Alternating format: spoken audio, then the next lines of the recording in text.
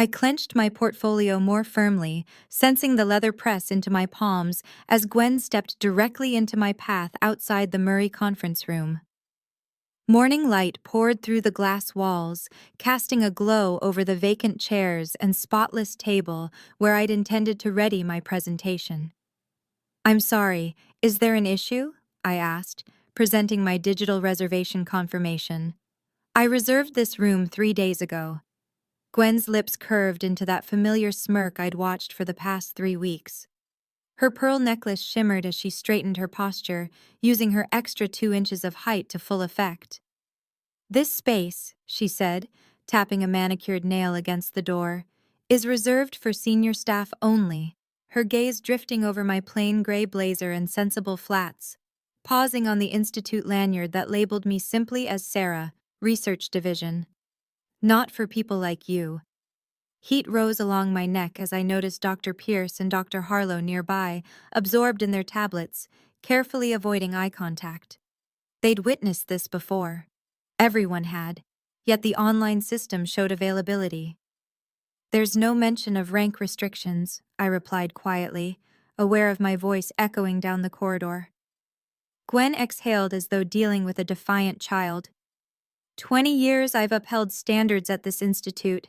20 years of excellence because we respect hierarchy." She motioned toward the elevator. "Try the basement room. That's where new researchers belong until they prove themselves." The basement room, no windows, unreliable Wi-Fi, and chairs that squeaked with every movement, where meaningful work went to disappear. I felt eyes following me as I turned away, my carefully prepared materials suddenly worthless. The whispers would begin the moment I was out of range. Another newcomer put in their place. "And Sarah," Gwen called after me, "next time, check with my office before making reservations. It'll save everyone time." I nodded without looking back, walking steadily toward my office at the end of the hall, and only after closing the door did I let my neutral mask fall, revealing a calm smile as I glanced at the nameplate lying face down on my desk. The one to be installed tomorrow, the one that read, "Dr. Sarah Lynn, Director of Research and Scientific Innovation." Because I had spent the last decade reshaping methodologies that turned 3 failing research institutions into world-class facilities, and the board had recruited me with one mission: rescue their sinking reputation and dismantle the toxic hierarchy driving away top talent, asking only that I observe from the shadows for 3 weeks before the official announcement, a request I now understood completely. And at the core of this system stood Gwendolyn Foster, administrative head of operations. Not a researcher herself, Gwen had amassed remarkable influence through her control of schedules, space assignments, and resource distribution. She determined whose grant applications received administrative backing, which projects were showcased to visitors, and who earned invitations to career-defining conferences. For 20 years, she'd cultivated an inner circle bound by loyalty rather than excellence, while dissenting voices were quietly isolated. Talented researchers who challenged the status quo found themselves without lab space, working with faulty equipment, or buried under excessive administrative tasks until they eventually left. I had observed it all from my deliberately modest office, taking notes during meetings where junior researchers' voices were ignored or cut short. I'd watched brilliant ideas dismissed without thought, while mediocre proposals from Gwen's favorites sailed through approval. Now, returning from my humiliating encounter, I sat behind my desk and reviewed my notes one final time. Tomorrow's executive meeting would matter far more than anyone realized. A soft knock broke my thoughts exactly 22 minutes after our hallway encounter. "Come in," I said, slipping my tablet into a drawer. Gwen entered with the confident stride of someone used to commanding rooms, her practiced smile faltering as she took in my sparse office, deliberately chosen as the smallest in the research wing. "I wanted to personally welcome you," she began. "I don't believe we've been properly introduced since you arrived. I'm Gwendolyn Foster, Head of Administrative Operations." Her eyes then landed on my nameplate, still face down on my desk and partially visible from her angle. "What's this?" she asked, stepping forward uninvited. I turned the nameplate upright with deliberate slowness. The blood drained from her face so quickly I wondered if she might faint. "You're the new director," she stammered. "The board's announcement goes out tomorrow morning," I said evenly. I requested time to observe normal operations before assuming my official role. She sank into the chair across from me, her pearl necklace trembling against her collarbone. "The conference room," she whispered. "That was the point," I replied. 3 weeks of seeing this institute as it truly functions, not how it performs when leadership is watching. Her breathing sped up, her carefully constructed confidence beginning to crumble. "I can explain about earlier. We have protocols for resource allocation." "I'm intimately familiar with your protocols, Miss Foster," I interrupted. "That's precisely why I'm here." Her mind raced, calculating damage control, rewriting history into narratives where her actions served some greater good. "Dr. Lin," she said, her voice steadying as she recovered. "In my 20 years here, I've developed systems that maintain our standards. Sometimes that means making difficult decisions about prioritization." "An interesting approach," I noted. "I've been studying your basement conference room. Did you know it has black mold in 2 corners? Yet it's where our immunocompromised research subject support group met last week." Her smile tightened. "Maintenance issues occur in any facility. I'll address that immediately." "Along with the pattern of which researchers consistently receive substandard facilities," I added. She leaned forward, lowering her voice. "Between us, scientific excellence requires hard choices. Some researchers simply haven't proven their value yet." "Like Dr. Isabel Kamari," I said, "whose cancer screening protocol has been adopted by 17 major hospitals. She left after being confined to the basement for 8 months, despite her breakthrough results." Gwen's jaw tightened briefly before she forced another smile. "Individual cases don't reflect overall patterns. I'd be happy to walk you through our allocation methodologies tomorrow. With your fresh perspective and my institutional knowledge, we could be an exceptional team." Her practiced charm returned, the recovery almost impressive. She'd survived 3 directors before me, adapting each time and reshaping the culture back to her preferred hierarchy. "I look forward to tomorrow's executive meeting," I said, offering nothing more. She stood, smoothing her skirt. "Shall I have maintenance move your things to the director's office this afternoon?" "No need," I replied. "I'll work from here until after tomorrow's meeting." Confusion flickered across her face, but she nodded graciously. "As you wish. And please feel free to use the Murray room whenever you like. I'll personally ensure it's always available." "That won't be necessary," I said. "The online booking system works perfectly when everyone follows the same rules." She paused at the door, calculating one final approach. "Dr. Lin, I hope we can move past this unfortunate misunderstanding. In my defense, the board kept your identity entirely confidential." "Yes," I said, meeting her eyes steadily.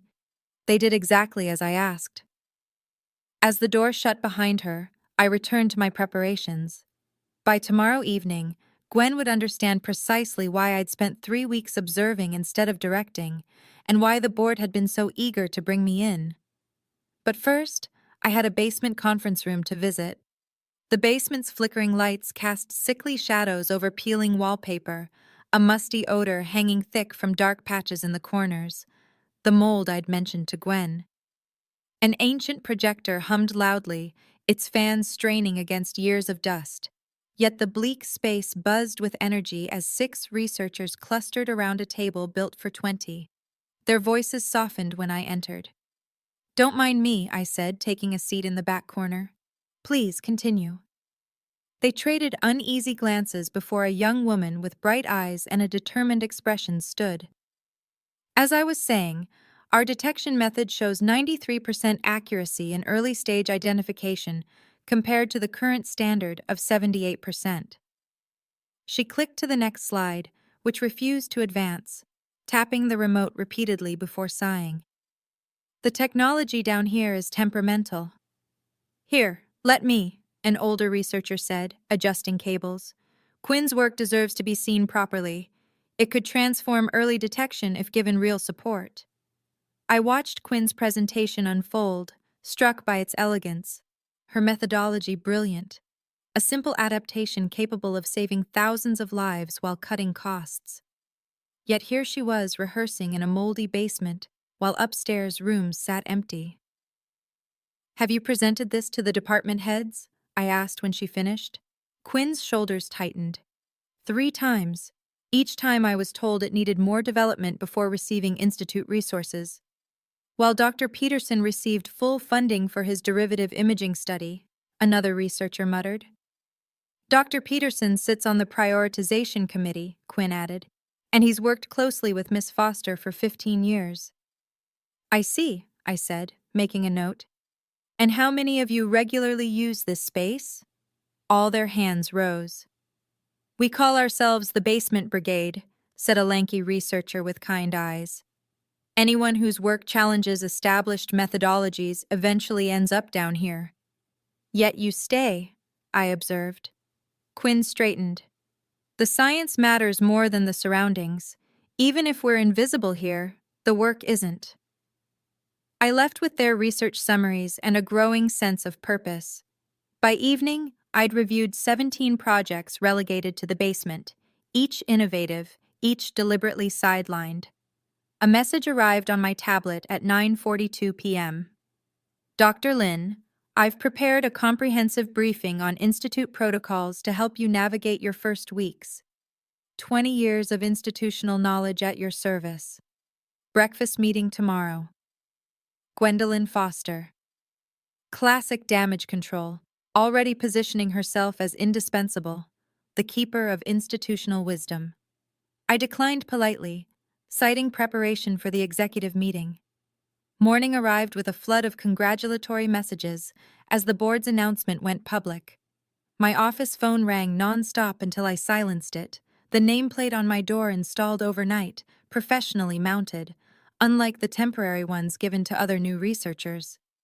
The executive meeting was set for 2 p.m. in the largest conference room, and when I arrived 15 minutes early, Gwen was already there arranging water bottles at each seat. Dr. Lin, I've prepared materials for your introduction, she said, handing me a folder of talking points painting the institute in glowing terms. I've highlighted key achievements you might reference. Thank you, but I've prepared my own presentation. Her smile didn't falter. Of course, but as someone new to our culture, you may find these institutional insights valuable. I'm happy to guide you through potential sensitivities. I appreciate the offer, I replied, connecting my tablet to the display. But I believe I've developed a reasonably accurate understanding during my observation period. Department heads and senior researchers filed in, curiosity clear on their faces, some from Gwen's inner circle with reserved seats in premium rooms and projects consistently prioritized regardless of merit, others entering cautiously, brilliance long diminished, taking seats along the walls rather than the main table, a habit shaped by years of unspoken hierarchy. Please, I said, gesturing to Quinn and her colleagues lingering near the door, join us at the table. Every perspective matters today. Gwen's smile tightened as she watched her carefully, maintained order being quietly rearranged. Dr. Lin, we usually follow a seating protocol for efficiency in these meetings. Not today, I replied evenly. When everyone had settled, I began without preface. For 3 weeks, I've observed this institute not as its director, but as an ordinary researcher. What I've seen has been both troubling and revealing. The room grew tense.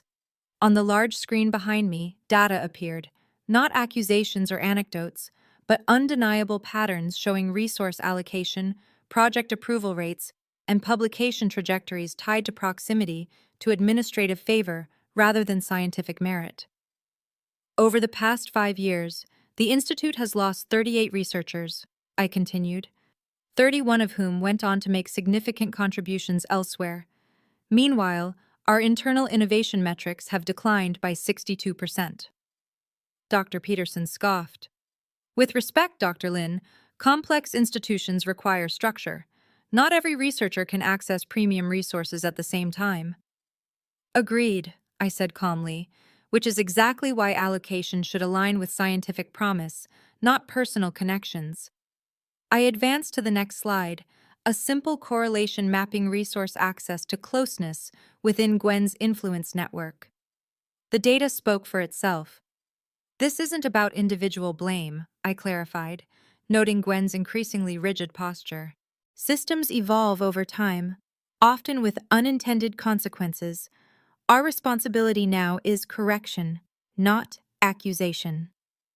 For 90 minutes, I outlined sweeping reforms, transparent resource allocation, blind internal funding reviews, rotating conference room scheduling, and an anonymous system for reporting bias or favoritism.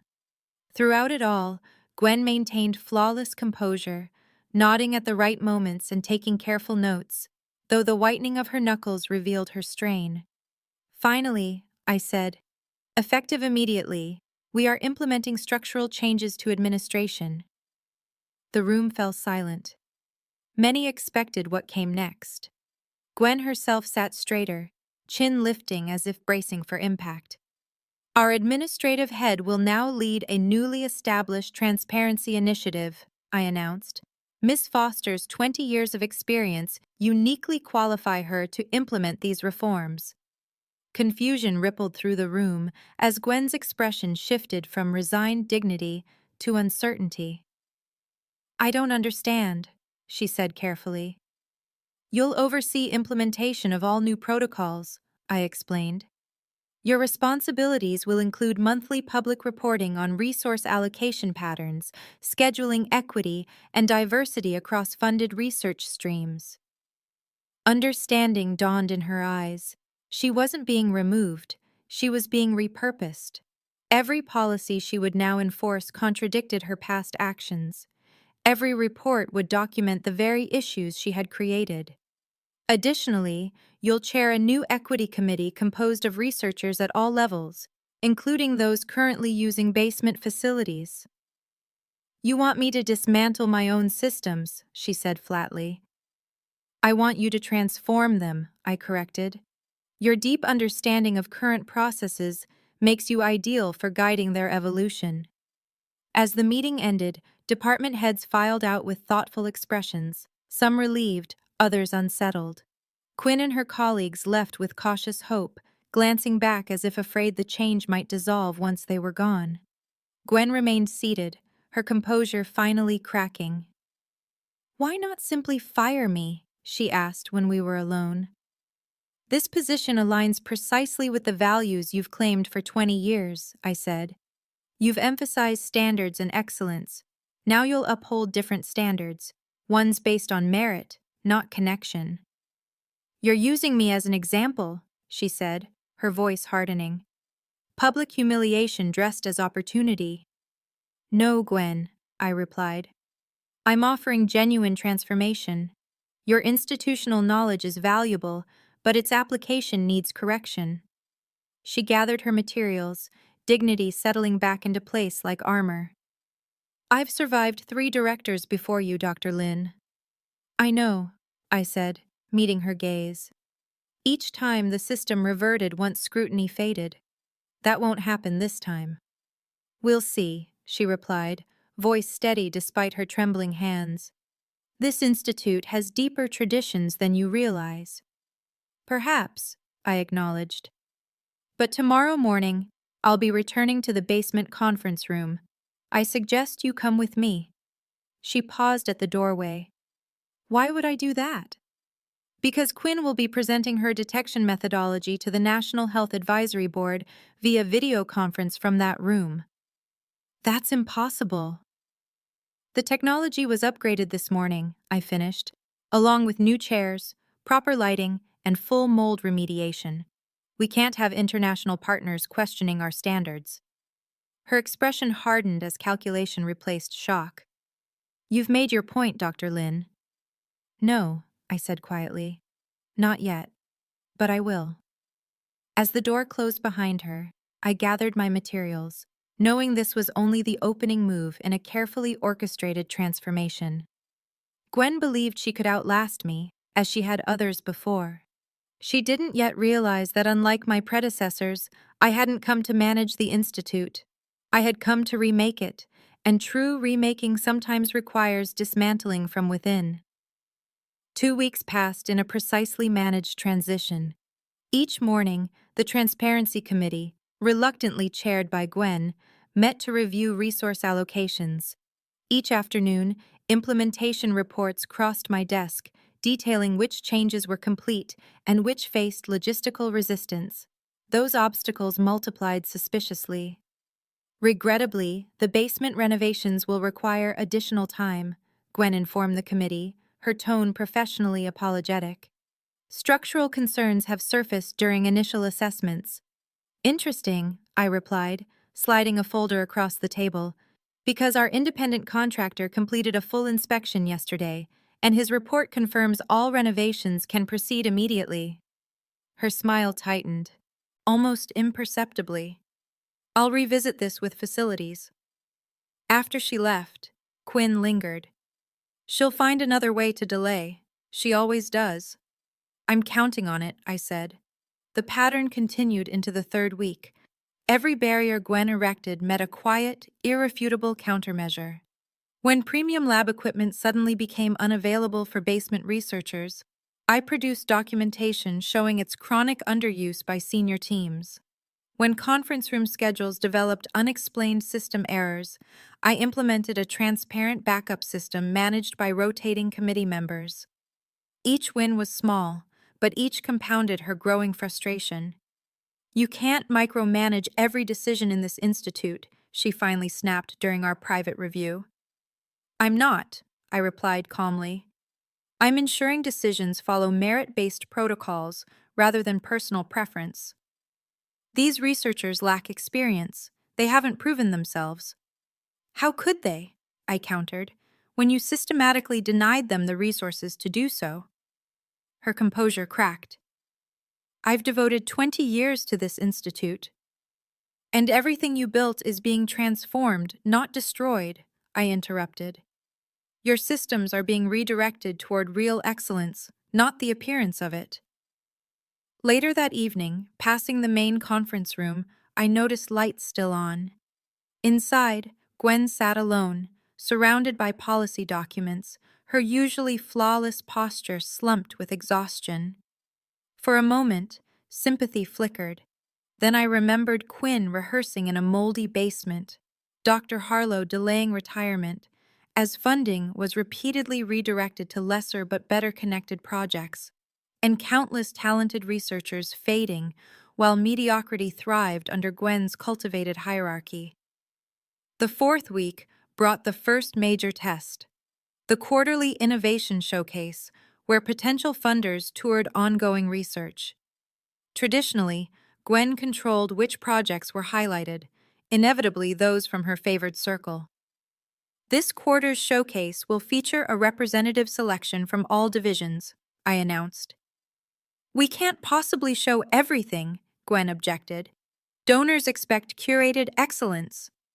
Exactly, I replied, which is why selection will be based on quantifiable metrics, not personal judgment. The final lineup placed Quinn's project in a prime position alongside 5 other previously sidelined researchers. Dr. Peterson's derivative work, once center stage, received a modest corner display. On the morning of the showcase, I arrived early to find Gwen redirecting audiovisual equipment from Quinn's station to Peterson's. Technical issues, she explained smoothly. We're ensuring every presentation works. How considerate, I said. Fortunately, I anticipated potential shortages and arranged backup systems for everyone. I gestured as technicians wheeled in new monitors. No one will be disadvantaged today. The showcase unfolded flawlessly. Quinn's presentation drew immediate attention, with 3 potential funders requesting follow-up meetings, and other former basement researchers impressed as well, their innovations finally receiving the visibility they deserved. Afterward, several board members approached me privately. Remarkable talent we've apparently had hidden away, the board chair remarked. It makes one wonder what else we've been missing. Gwen overheard the comment as she passed, her expression neutral, while her eyes revealed a sharp, calculating focus.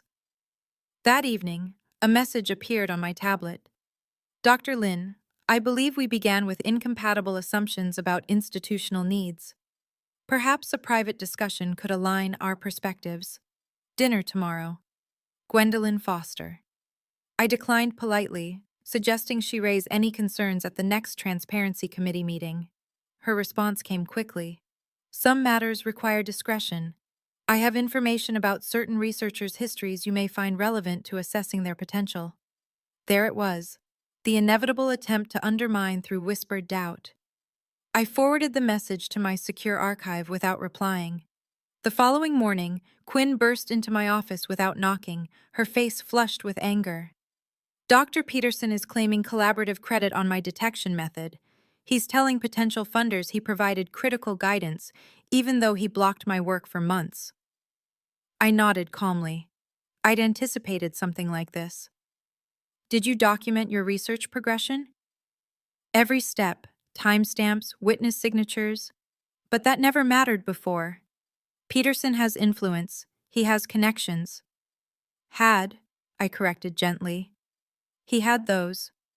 Her hands trembled. You don't understand. This always happens. They find ways to take credit and redirect funding. The system protects them. The old system did, I agreed. This one won't. That afternoon, I convened a special meeting of department heads. Peterson arrived confident, Gwen just behind him with practiced neutrality. I understand there's a dispute regarding intellectual contribution to the early detection methodology, I began. Peterson nodded gravely. An unfortunate misunderstanding. Young researchers often misinterpret collaborative environments. I merely clarified my conceptual guidance, which Quinn later implemented. How exactly did this guidance occur? I asked. Scheduled meetings, documented feedback, joint lab sessions. He shifted. More informal conversations after meetings, suggestions during early presentations. Interesting, I said, opening a folder. Because Quinn has provided comprehensive documentation of her research progression, dated lab notes, sequential methodology development, and witness-signed verification of independent work. I slid the materials forward. Additionally, I have records of your 3 formal rejections of her collaboration requests, each stating her work lacked sufficient merit for senior involvement. Peterson's confidence faltered. Those early assessments were based on incomplete information. As her work evolved, I recognized its value. Notably after the National Health Advisory Board expressed interest, I observed. Gwen intervened smoothly. Research development isn't linear, Dr. Lin. Informal contributions can be significant even when undocumented. Which is precisely why our new attribution policy requires contemporaneous documentation of all substantive input, I replied. A policy you implemented last week, Miss Foster. The meeting ended with Peterson's claims formally rejected and a notation added to his file. As the others left, Gwen remained. You've made an enemy today, she said quietly. Peterson has powerful connections. I'm aware, I replied, just as I'm aware of your dinner with him last night. Her eyebrows lifted slightly. Monitoring my private meetings now? Not at all. The restaurant you chose is directly across from my apartment. Coincidence. Something like respect flickered in her eyes. You're more thorough than your predecessors. I came here for a specific reason, Gwen, to transform this institute completely, not incrementally. Every system you built to preserve your version of standards will be dismantled or repurposed. She studied me with renewed calculation. In 3 months, enthusiasm for reform will fade. The board will refocus on funding and publication metrics. This crusade will become inconvenient. That was exactly what she was counting on, waiting out the storm until old hierarchies returned in new disguises. Her silence confirmed it. Here's what you haven't understood yet, I continued. I didn't take this role for prestige or advancement. I came to correct institutionalized dysfunction. I handed her a folder outlining the next month's initiatives. I've planned for the long game, not just the opening moves. The following weeks brought escalating resistance. First subtle delays blamed on clarification needs, then increasingly overt, as Gwen realized she wouldn't outlast or outmaneuver me. Anonymous complaints about disruptive restructuring appeared in board inboxes. Long-standing donors received concerned calls about declining standards, and senior researchers suddenly developed scheduling conflicts for critical committee meetings. Each maneuver was met with calm, methodical countermeasures. Every complaint answered with data demonstrating improved research outcomes and rising application rates from top scientists, eager to join our transformed environment. The decisive moment arrived unexpectedly just 2 months into my directorship. The quarterly board meeting had moved along smoothly until the final agenda item, the Ethics Committee report, usually a routine review of compliance. This time, however, it included an unexpected anonymous addendum. Allegations of targeted harassment of established researchers, the board chair read, concern evident. Claims that new leadership has created a hostile environment for senior staff through systematic favoritism toward junior researchers. All eyes turned to me. I recognized Gwen's strategy immediately, using the language of reform to attack the reforms themselves. These are serious concerns, I acknowledged. Who submitted this addendum? Anonymous, the chair replied, for fear of retaliation. I see, I said, opening my tablet. Interesting timing. I projected my prepared report onto the main screen, a comprehensive analysis comparing research output, grant success rates, and innovation metrics from the past 5 years to the 2 months under reformed protocols. Productivity has increased by 26%, I noted. Grant application success has improved by 31%. Most telling, researcher retention has reversed its 5-year decline. Board members studied the data with visible surprise. Additionally, I continued, advancing the slide, I've compiled a more specific comparison. Side-by-side charts appeared, showing resource allocation before and after transparent protocols. The left column reflects historical distribution, premium lab space, equipment access, conference opportunities, administrative support, concentrated among 7 senior researchers regardless of merit. The pattern was unmistakable. The right column reflects current distribution based on merit. The board chair leaned forward. The difference is striking. Because true excellence flourishes when opportunity aligns with innovation rather than hierarchy, I replied, switching to the final slide. A simple graph tracking breakthrough announcements against retention rates. For 5 years, we hemorrhaged talent as innovation declined. In 2 months, we've reversed both trends simultaneously. Silence filled the room as the implications settled, the anonymous complaint suddenly transparent in motive. The chair cleared his throat. This is compelling evidence of positive transformation. Thank you, Dr. Lin. I turned deliberately toward Gwen, who maintained flawless composure despite tension in her shoulders. Regarding the anonymous ethics complaint, perhaps its author would like to elaborate. Every gaze followed mine. No one spoke. In that case, I continued, I propose we address these concerns through full transparency, a comprehensive review of all administrative decisions over the past 5 years, including resource allocation, funding approvals, and personnel assignments. Gwen's neutral expression faltered. This review, I added, would be conducted by our Transparency Committee, which Miss Foster capably chairs. The trap closed perfectly. Any objection would signal resistance to transparency itself. That should address the ethics concern thoroughly, the board chair concluded. Silence again. We'll proceed with Dr. Lin's recommendation. The meeting adjourned amid congratulations on the metrics. Gwen remained seated. You planned this, she said quietly. No, I corrected. I anticipated it. What happens now? You have two choices, I said evenly. Resign and avoid a review that will document 20 years of systematic favoritism, or remain and lead that review, acknowledging every inequity while correcting it. That's no choice at all.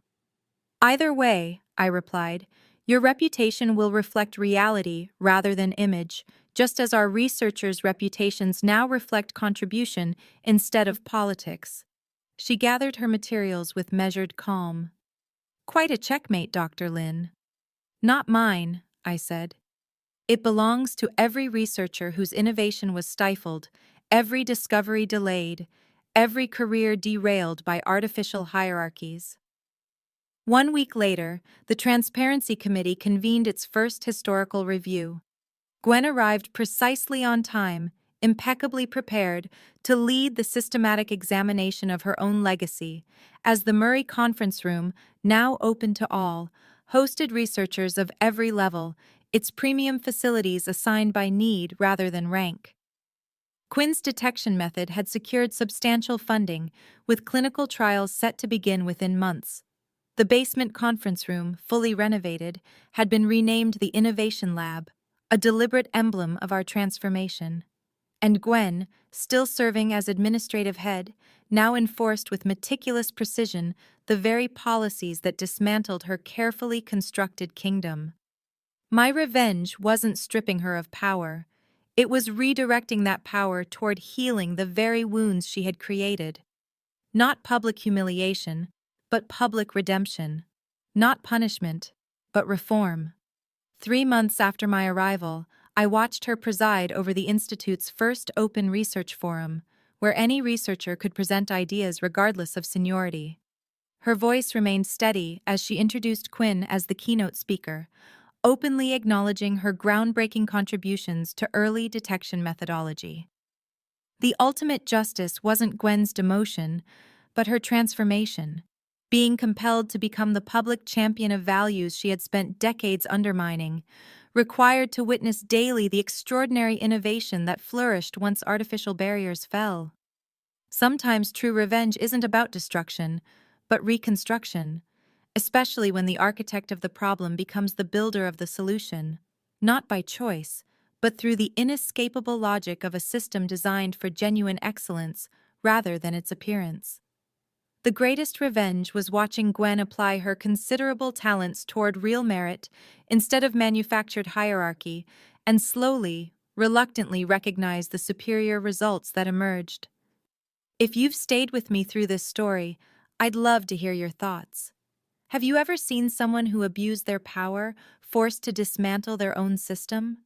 Or maybe you've been in Quinn's position, watching your meaningful contributions ignored while others took credit. Share your experiences in the comments below. And if you enjoyed this story of professional justice, hit that like button and subscribe for more stories about accountability and transformation in the workplace. Because sometimes the most satisfying revenge isn't about destruction, it's about meaningful change that benefits everyone.